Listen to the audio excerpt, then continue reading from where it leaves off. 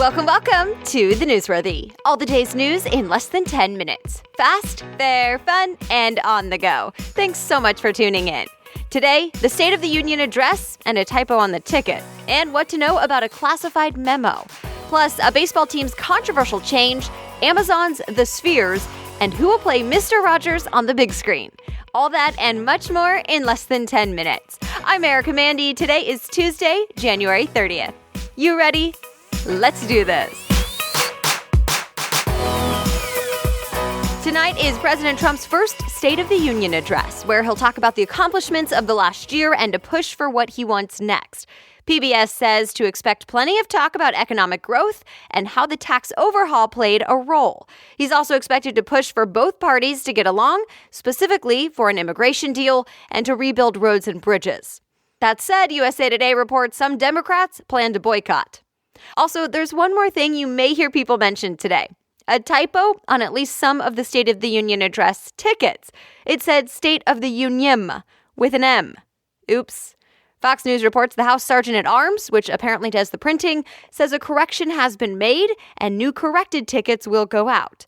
President Trump will give the State of the Union address at 9 p.m. Eastern Time tonight. If you do want to watch, I will put a link to the live stream in today's show notes.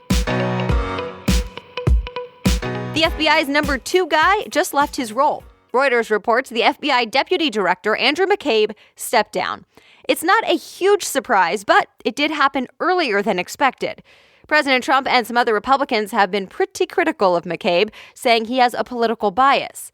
Those critics say McCabe's wife ran for Senate as a Democrat and got money from groups tied to Hillary Clinton.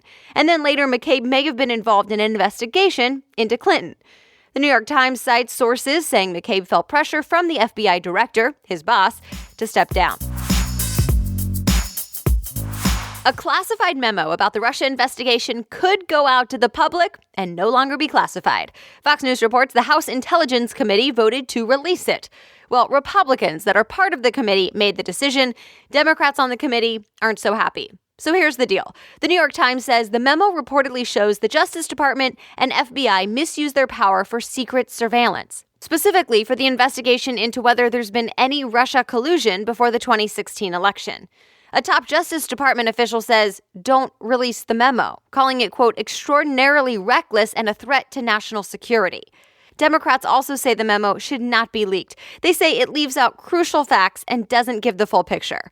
President Trump does likely want to see the memo go public, and it's up to him. He has 5 days to decide whether he'll try to stop it. Stay tuned. This is a guy who's been called the unofficial king of Las Vegas. Billionaire casino mogul Steve Wynn was also a big-time fundraiser for the Republican Party. But over the weekend, Wynn stepped down from that position. Why? Well, dozens of employees have accused Wynn of sexual harassment and assault, even though he strongly denies the accusations. The Washington Post reports some Republican groups are now giving back the money he donated, but not all groups.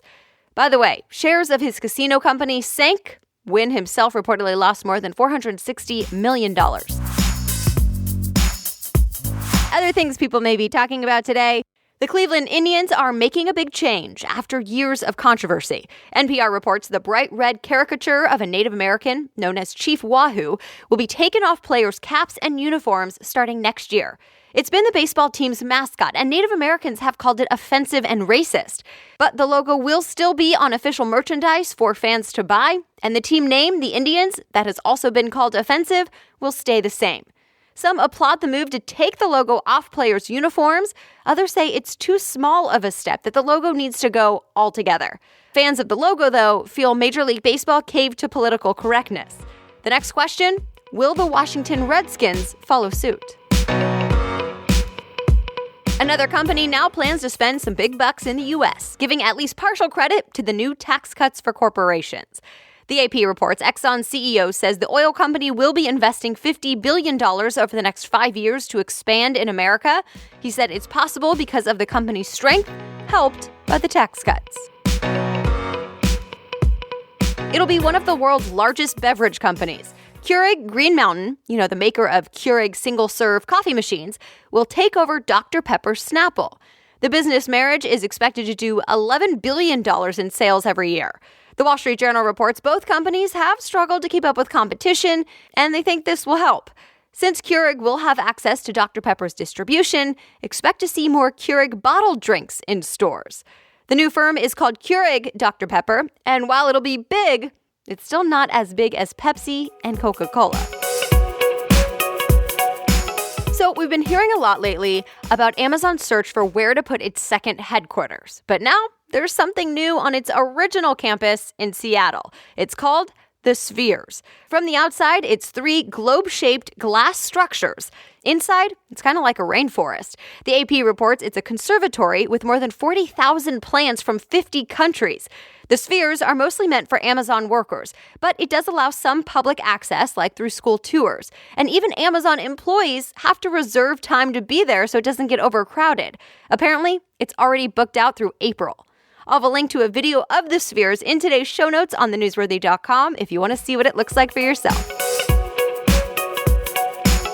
If you listened to last week's 3-Question Thursday interview, you know this already, but early tomorrow morning, before sunrise, will be 3 things happening with the moon all at once. Space.com reports there will be a supermoon, a blue moon, and a total lunar eclipse. Each one of these things aren't that rare by itself, but it's much more rare for them to happen all at once. A supermoon is when the moon will appear slightly larger and brighter than usual. Then it'll also be a blue moon. This doesn't actually mean the moon will be blue. Instead, it's when there are 2 full moons within just 1 month. And finally, a total lunar eclipse. This is also referred to as a blood moon because the moon will be turning a reddish or copper color when it passes through Earth's shadow. In the U.S., the best view of the moon will be on the west coast. On the east coast, you might be able to see a partial eclipse. It's expected to last about 3.5 hours, ending at about 7 a.m. Pacific time.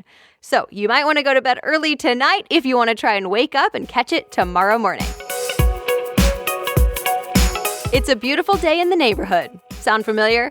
Variety reports a movie is in the works where Tom Hanks will be playing Mr. Rogers. Yes, we're talking about the iconic TV personality from the children's series Mr. Rogers' Neighborhood. The film is inspired by a real-life friendship between Rogers and a journalist. And that's it for now. You are ready to go. Be sure to subscribe wherever you are listening. This will make sure you don't miss an episode so you stay in the know every single weekday. And tomorrow is the last day you can sign up for a pretty amazing giveaway. The prize is worth more than $300. It's some of my favorite products. So go sign up at thenewsworthy.com/giveaway. You'll see all the rules and details right there. And if you want more information about today's stories that we talked about, all of that is right there for you at thenewsworthy.com. From the homepage, just click episodes and then today's date. The Newsworthy is ready for you to listen every weekday by 4 a.m. Eastern. I'll be back with more news tomorrow. Have a great day.